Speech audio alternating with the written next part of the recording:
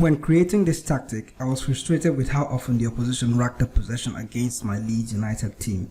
I tried to peg it to the fact that we had so many runners in the squad, and by runners I mean athletic players that are fast players and enjoy dribbling a lot, players that enjoy running at defense. So as the season came to a conclusion, I completed the season with a 4-3-3 system, but for the next season I opted to create a possession-based tactic for my side without sacrificing the athletic ability of my players. So I created this 4-3-3 system that allows us to dribble when necessary, and obviously to look for the pass and try to retain possession as opposed to just dribbling all the time. It's still early days and we're in pre-season, of course, and the tactic looks good so far, and I watched a few games while using this tactic and it looks like we're actually, not that I've nailed it down to the mask, I still have a lot of changes to do, which is actually why I'm going to test this tactic before I end up making those changes. So I went on to test this. I'm going on to test this tactic with established teams in a brand new save using a different group of players that are not my Leeds United players. So that's the plan. And with this save, the assistant manager is going to be the one in charge. He's going to do most of the work, and then when we're done, he's going to obviously give us a lot of information as to how this tactic works out, and then we're going to see things we can tweak depending on how the other teams do with the tactic. So I know using assistant manager, actually most times this goes horribly wrong, but it's actually the reason why I'm doing this video. I'm actually going on with this test to actually see what can possibly go wrong with the tactic and how the possible ways in which we can go around to fix the tactic. What I'm going to need from the assistant is data, and as you can see from the game against Athletic Club Bilbao, although they did score 2 goals, I'm going to put that down to the fact that my players are not completely familiar with the tactic yet. But from what I saw them play, despite the fact that they were not too familiar with the tactic, they ended up pulling the strings, and then they actually went on to score 4 goals in the game.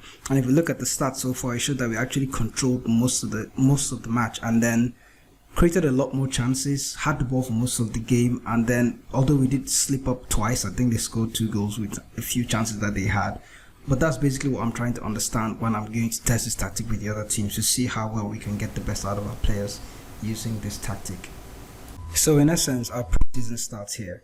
We've selected a unique brand of teams to actually test out this tactic. The first team on the list is New Old Boys from Argentina. They are going to be the sub-top team, somewhat mid-table to be honest. So it's great. The reason why I picked New Old Boys, and indeed most of the other teams in this list, is to actually see how the tactic is going to work against teams that are much better than you.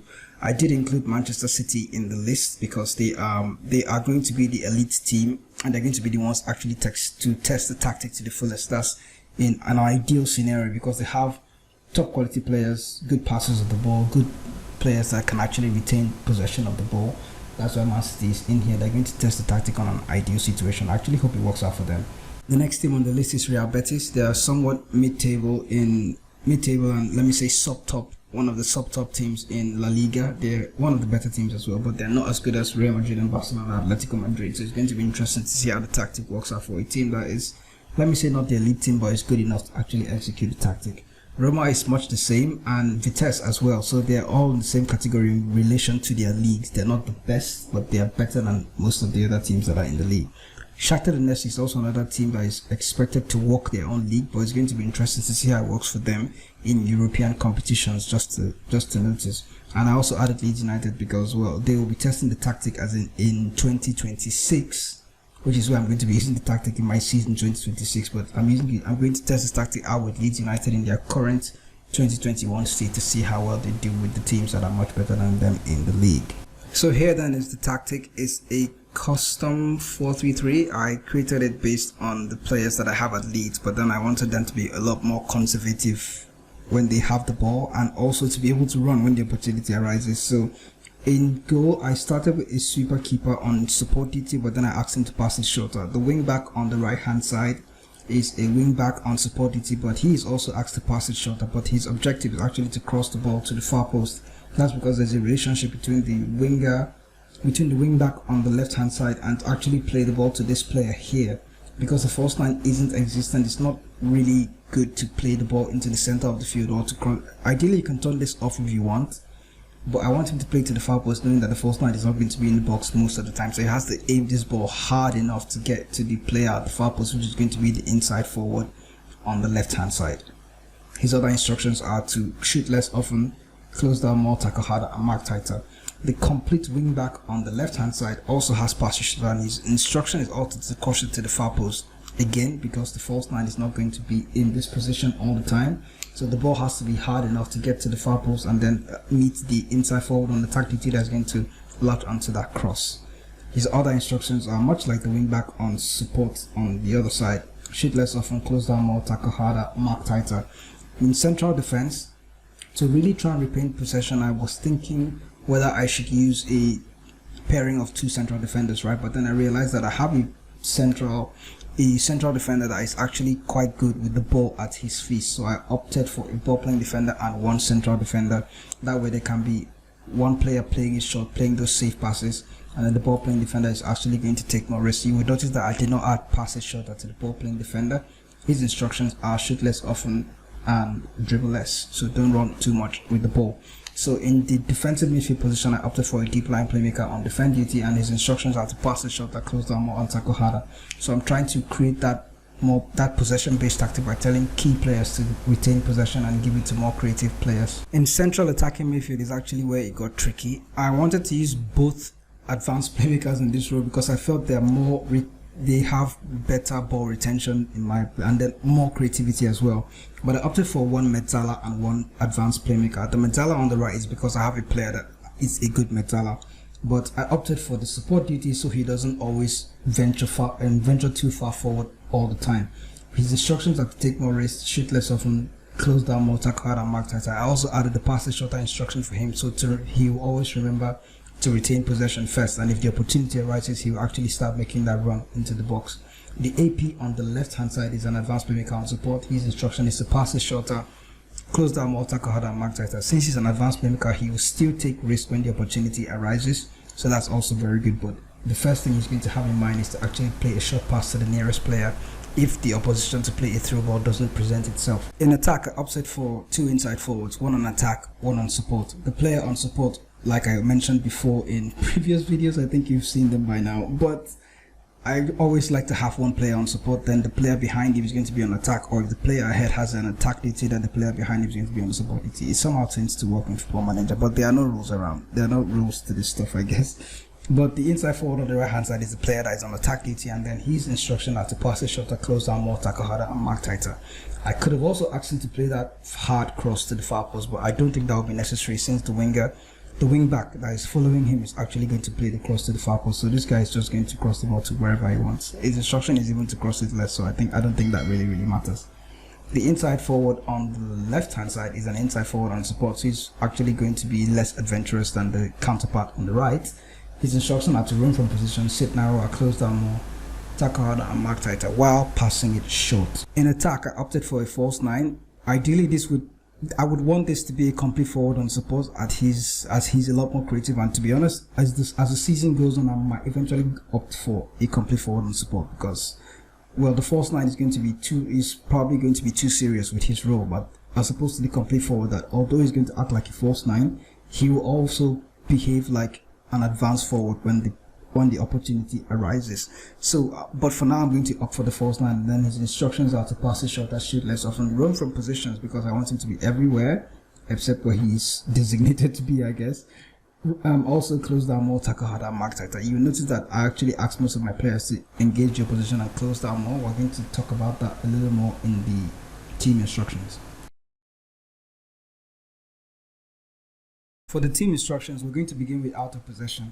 So like I mentioned when I was talking about the attacking players, I asked most of them to close down more. That's because I want the team to actually engage your position early enough when they are somewhat out of their defensive line, I guess, when they're somewhat out of their defensive area. So the press is much more urgent pressing, but we've been asked to do that with a higher line of engagement, not a much higher line of engagement, just the one notch higher line of engagement. And then the defensive line, since I have fast defenders and fast fullbacks as well, I opted for a higher defensive line, and then we're also going to ask the opposition, ask the team to press your position and also get stuck in, because I noticed I have aggressive players that are very good at tackling, so it would be crazy not to select the get stuck in option, right? So I turned on this get stuck in option and then type market as well, because our player attributes, the players in Leeds United do have good they have good marking attributes, good defensive attributes. So I actually opted for tight marking and then use the offside trap as well because the defensive line is quite high. So at some point I might end up turning this off. It depends. So in possession, then I asked the team to counter press and to counter. The goalkeeper, since we're playing out of defense, has been asked to take short kicks and then distribute it to fullbacks and the centre back because the possession is actually the key aspect of this tactic. The main objective of the tactic is actually to retain possession, and then when opportunity arises, we will run at the opposition's defense. So you'd see that I've actually included the goalkeeper should be more conservative with possession and not up to do anything too crazy. But depending on his eccentricity, I know Ilameli has good eccentricity, so he might opt to start a counter-attack out of nothing, but that's something that I'm going to see when I'm managing with Leeds United much later. Looking at the in-possession tactic then, the team has been asked to... Now in possession, the team has been asked to pass much shorter. The tempo is quite low, but I noticed my players still end up running. So that's the interesting part with selecting complete wing-back, Metala, inside forwards on attack, wing-back on support, and then perhaps AP as well because he does dribble, right? The AP actually dribbles. So that's one of the tricky parts of selecting so many players that actually run. And because I have so many good runners in my team, opting for a lower tempo doesn't really hinder the fact that my players are going to run. But it's tricky with the fact that I'm going to test with all these other teams, so it's interesting to see how that's going to work out. The attacking width is fairly narrow because I do have good wide players. So I opted for a narrow attacking width so I can have a lot of players in the middle of the field. As you can see, we have the Metala. He's obviously going to go wide.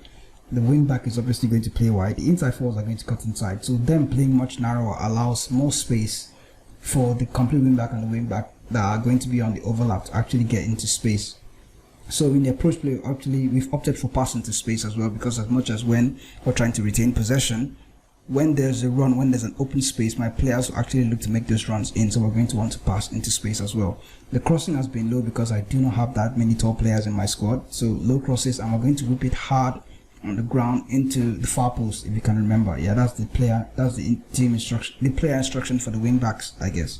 So hard and low on the ground to the far post, that way we can get the inside forward on either side to actually latch onto those crosses. The dribbling has been turned off because I asked my team to dribble much less. As much as we have players that will run, they will run when the opposition does so. You can see that dribble is the pass first mentality. These instructive players actually have a pass first mentality and look to pass the ball to themselves. Unless there's an opportunity to start dribbling, then they're going to start dribbling. There's a lot of creativity in the side, so I opted for be more expressive when we're trying to create chances, and that's basically how I set up the tactic. One more thing I forgot to mention, because I know I mentioned it previously in all the other instructions, the team has been asked to play out of defense. The goalkeeper, the central halves, they've all been asked to pass it short to themselves, and when the opportunity arises, they're going to take that risky pass. So play out of defense has been turned on for this tactic. The general mentality for the team then is positive, and when it comes to set pieces, I did not include any set pieces in this tactic because I'm trying to test the tactic with in-game general play. What's the word they call that thing? Approach play, right? Yeah, without set pieces anyway. So we're going to see how the tactic works out without any set pieces, and then when it does work well, I'll obviously have to create set pieces for my Leeds United team. When it comes to set pieces, you're going to want to set your set piece up in relation to the players that you have. Of course, you can plug in set pieces, but you have to still move players around to get the right players, the right headers, in the right positions, actually get the best out of your set piece routines, or to get your set piece routines to work. So for this tactic, there won't be any set pieces.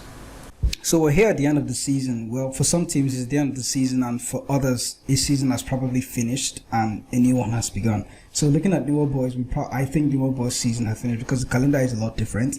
So we're going to start with Newell Boys then. Looking at the competition so far, we can see that Newell, are they in this? Okay, they've only played one game here, so we're going to have to look back at the previous season and see how well they did. Looking at the stages so far, we can see that this is the current season, and then the previous season, Newell Boys finished in 8th place. They played 25 games, they won 12 of those, lost 6, they scored 41, conceded 22 goals. They had a good goal difference as well, and I think they were predicted to finish, let me check the preview. Looking at it, they were predicted to finish 13th. This might be the current season preview, so maybe they were predicted to finish 14th or 15th before, but 13th now, and they currently ended up in 8th. So the tactic did well for them, and then they got into a they got into a continental competition, because according to these lines, it looks like they are in a particular continental competition. So we're going to look at Manchester City, but before we jump into City, we're going to see how the cup how the cup actually worked out for Noah boys. They were knocked out in group stage of the Copa Sudamerica, but then they are still in the Copa Argentina as well. So looking at the Copa Argentina, let's see how they did last season. Last season, okay, they were not even in the competition at all, right? Okay, they won on penalty against San Lorenzo, and then in the 6th round, they lost in the 6th round to Huracan. So that's not very good. They got knocked out quite early, so they didn't do quite well when it comes to cup games. But they did well in the league, and then they were knocked out in the Argentina Cup. So with Manchester City ended up winning the league. So Leeds United finished 8th, but Man City lost 5 games, and then they won the league with goal difference of 54. Liverpool did score more goals, but then Manchester City racked up 87 points, and then Liverpool had 81. Looking at the data hub first of all, because I have to get into that with Manchester City, they scored a high amount of goals, but that's expected for a team like Man City, right? They had 2.16 goals per game, and then the expected goals were like 2 goals per game. But then looking at their defensive stats, they had 0.7, so they were expected to concede like less than a goal per game every time. So Man City did quite well. And then when it comes to passes, they had a high amount of passes. Though they have technical players, they can always retain possession of the ball. And there was a lot of passing between the 2 centre halves, so you can see that as much as creativity was accepted between the one ball playing defender and one central defender, there was still that ball retention between the 2 of them. So that sort of worked out for us anyway. Looking at Leeds United, you can see that Leeds United finished 8th. They did lose more than 10 games. They lost 14 games, but then they lost to Man City, they lost to Spurs, they lost to Villa, Brentford, Chelsea and Newcastle. And most games that they probably could have won, but they did quite well because they didn't finish in the bottom half of the table like I was expecting them to, because it's quite an open tactic and there's a lot of time wasting with it, even though players still get to run. There's a lot of passing there, and then Leeds United are much of a fast moving team like that. So looking at the team stats there, we can see that Man City scored the highest amount of goals with 82.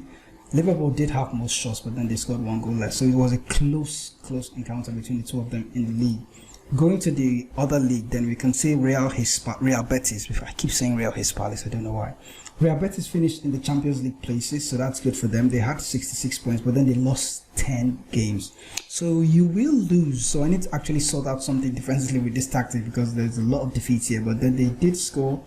I don't know how many goals they scored, but then the team below them had 25 goal difference, and then Real Betis had 13. But the upside of this is that Real Betis ended up finishing above Atletico Madrid. Did they? Where's Atletico Madrid, for crying out loud? 12th. That's crazy.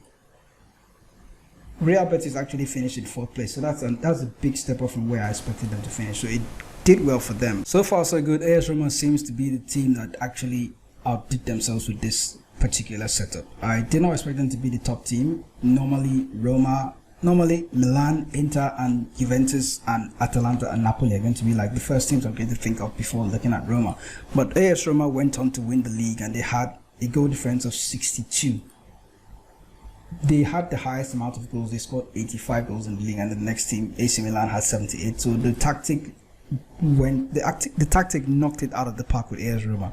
They, to me, look like the best performers, but I still have to look at the other teams to see how well they did. For Roma, ended up winning the league, and then they did score a high amount of goals. They went into the Euro Cup final. That's the European Conference League, right? They went to the Conference League final, but then they lost. Who did they lose to in the Conference League final? Oh my God, I'm curious. Just to check, they lost to Copenhagen. FC Copenhagen in the final. That's so hurtful. But then they won the Italian Cup as well. So Roma had a terrific season with this tactic. So that's a big plus for me. I might just end up using this tactic to see how well we go. Looking at Vitesse. Vitesse finished they finished just outside the European places, but I can't really tell where they were predicted to finish at first. But Vitesse finished just outside the European places, but then they lost only 5 games in their whole league, and they'd have 57 points, 2 points off the European places, so that's still good as well. Looking at Shakhtar the next, I expect them to win the league, and they did. 82 points, 30 games played though, they had 76 goal difference. They might have scored the highest amount of goals, I can't tell. They scored second, so Dynamo Kiev ended up scoring more goals than they did, but Shakhtar the next had the highest amount of possession as I expect. Yep, 63% average possession in this tactic. So that actually worked out well for them, and they ended up winning the league as well. Leeds United are the last team I'm supposed to look at, but I think we already covered much of Leeds when we were looking at Manchester City to see how well Man City did. But Leeds United, like we said, they had only 60 points, but then they finished in 8th position. So basically that's how the tactic worked out, and that's how the tactic is. So it looks like there isn't much to change with it. As I'm looking, there isn't much to tweak about the tactic that I'm seeing. So it looks quite right. So it's just for me to go into my season and then see how it works for me. Also, I'm going to attach the tactic to a link to the description down below, so you can download the tactic for yourself and test it out to see how it works out for you. And then you can also let me know what subtle tweaks I can actually make to the tactic, to make it a lot better. Looking at the data hub, from what I realized when it comes to data hub analysis, is that it's going to be different from all the other teams, right? What Man City's data hub is going to tell me is going to be different from what Leeds United's data hub is going to tell me.